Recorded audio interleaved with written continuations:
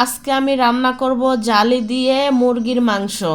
এই তো নতুন একটা রেসিপি, কারণ কখনো আমি করি নাই। ছোটবেলা আমার আম্মুকেও রান্না করতে দেখি নাই, শুধু বিয়ের পরে দেখছি আমার ননদ আমাকে এটা রান্না করে খাওয়াইছে। সেজন্য এই রান্নার স্বাদ আনার জন্য আমি একটু পাটায় বেটে আজকে মশলাটা করব। এই তো আদা রসুন জিরা দারচিনি এলাচ গোলমরিচ সব কিছু বেটে নিলাম। বেটে নেওয়ার পরে রান্না বসিয়ে দিলাম। পাতিল বসানোর পর এক এক করে সব মশলা দিয়ে দিলাম। আপনারা তো জানেন কি কি মশলা দিতে হয়, সব মশলা দিয়ে দিলাম।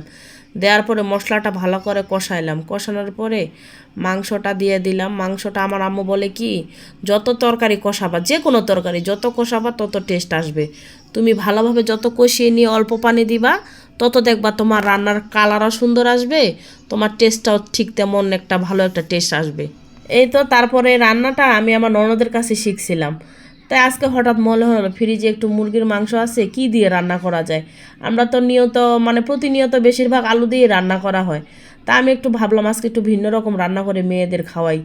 তারপর তো জালিটা আনলাম, আমি ভাবলাম মনে মনে, তারপর একটা জালি কিনে আনলাম। আনার পরে তো বুদ্ধি করে তারপর তখন এটা দিয়ে রান্না করলাম। দেখি আমার ননদের মতো রান্না হয় কিনা। উনি আমাকে অনেক আগে রান্নাটা করে খাওয়াইছিল, কিন্তু এতদিন আমি করি নাই কোনো দিনও। আজকে কেমন জানি হঠাৎ মনে পড়লো, সেজন্য রান্নাটা শুরু করলাম।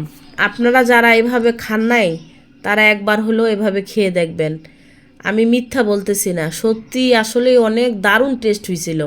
আমার স্বামী আমার মেয়েরা খেয়ে বলতেছে আম্মু অনেক টেস্ট, তুমি কার কাছে শিখছো। আমি আবার বললাম তোমার ফুপির কাছ থেকে এই রান্নাটা আমি শিখছি। আমি আজকে একটু সব কিছু মশলা পাটায় বেটে তারপর রান্না বসাইছি। আর একটা কথা, প্রিয় ভাই ও বোনেরা, আমার ভিডিওটা যদি ভালো লেগে থাকে তাহলে আমার চ্যানেলটাকে সাবস্ক্রাইব করবেন, আমার পাশে থাকবেন। আর নিত্য নতুন রান্নার জন্য কমেন্ট করে জানাবেন কীরকম রান্না নিয়ে আসবো। ভিডিওটা শেয়ার করে পাশে থাকবেন। তারপরে তো রান্না ভালো করে কষিয়ে অল্প একটু ঝোল দিয়ে দিলাম। ঝোল দেওয়ার পরে হালকা একটু মাখা মাখা করে নামিয়ে নিব। এই রান্নার স্পেশাল একটা মশলা আছে, আপনারা জানেন কি না আমি জানি না। আমি কিন্তু প্রত্যেকটা রান্নার ভিতরে লাস্টে একটা মশলা দিয়ে থাকি, সেটা হলো জিরার গুঁড়া। এই রান্না হওয়ার পর যদি আপনি যে কোনো রান্না, মাংস রান্নাটা অন্তত, আর কিছু কিছু মাছ আছে, জিরার গুঁড়াটা লাস্টে দিয়ে দিবেন। এটা একটা গোপন টিপস আমি দিয়ে দিলাম। মাছ, বড় কোনো মাছ যেমন পাঙ্গাস মাছ, বোয়াল মাছ, তারপর ইলিশ মাছে তো আমরা অত কিছু দেই না, বড় ধরেন রুই মাছ, আপনারা এই ভাজা জিরার গুঁড়াটা একটু দিয়ে দেখবেন ফ্লেভারটা অন্যরকম আসতেছে, মাছের কিংবা মাংসের টেস্টটা অন্যরকম। বুঝছেন?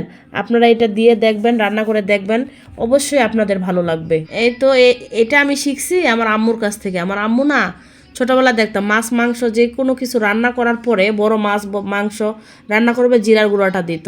ভিডিওটা এখানে শেষ করলাম, আল্লাহ হাফেজ।